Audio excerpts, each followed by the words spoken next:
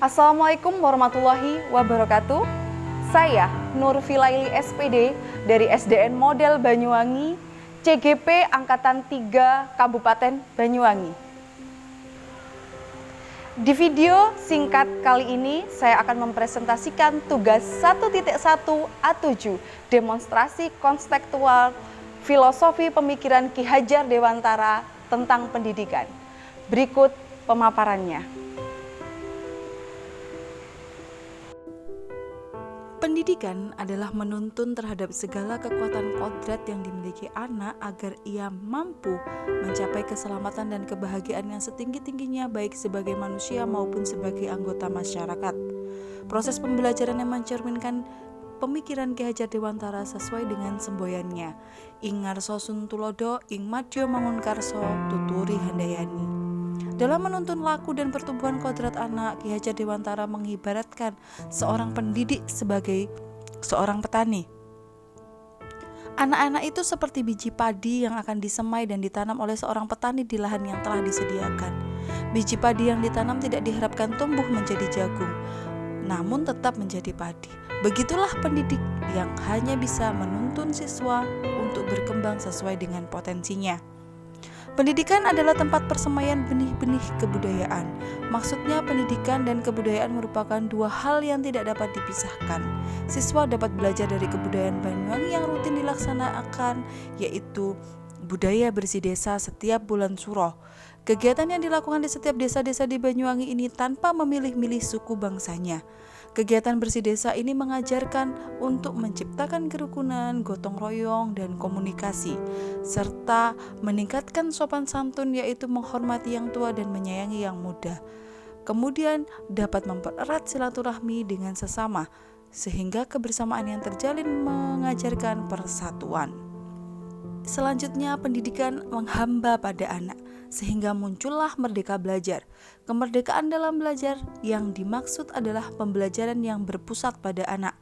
Anak bukanlah objek dalam pembelajaran tetapi menjadi subjek. Setiap anak harus merasa merdeka dan bahagia selama mengikuti kegiatan pembelajaran.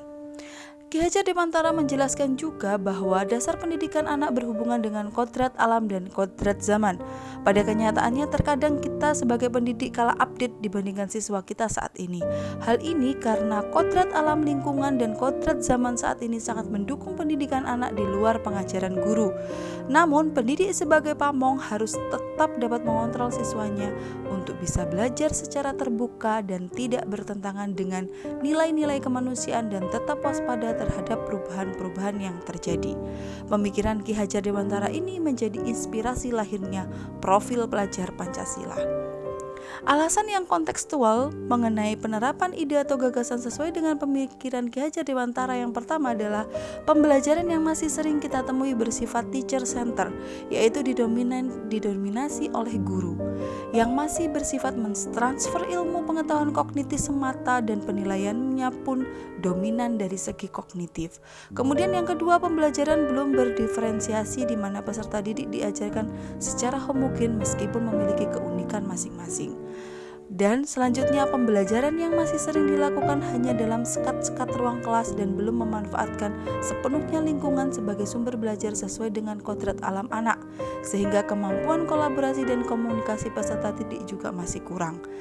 Dan yang terakhir, pembelajaran masih minim mengintegrasikan kebudayaan lokal, padahal potensi alam dan potensi budaya seperti yang dimiliki Banyuwangi dapat dikembangkan dan dijadikan sumber pembelajaran.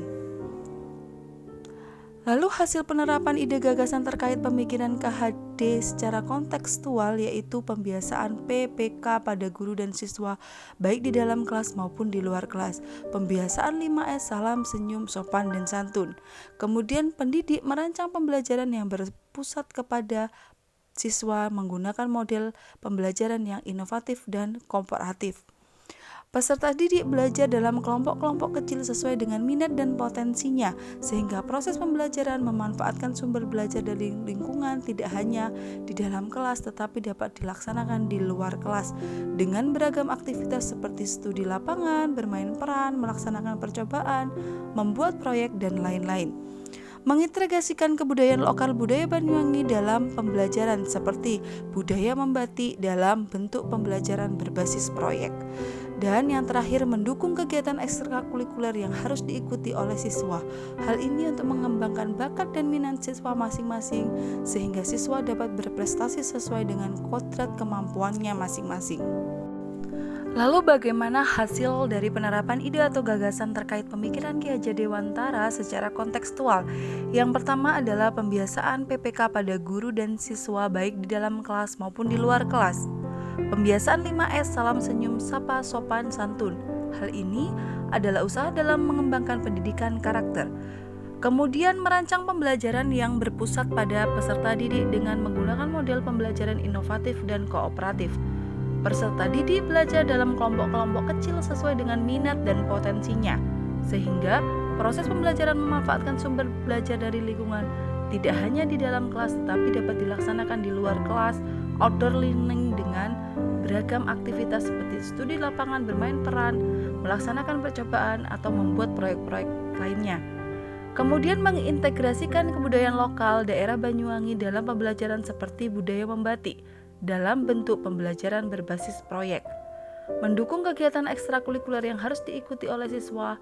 Hal ini untuk mengembangkan bakat dan minat siswa masing-masing sehingga siswa dapat berprestasi sesuai dengan kodrat kemampuannya masing-masing.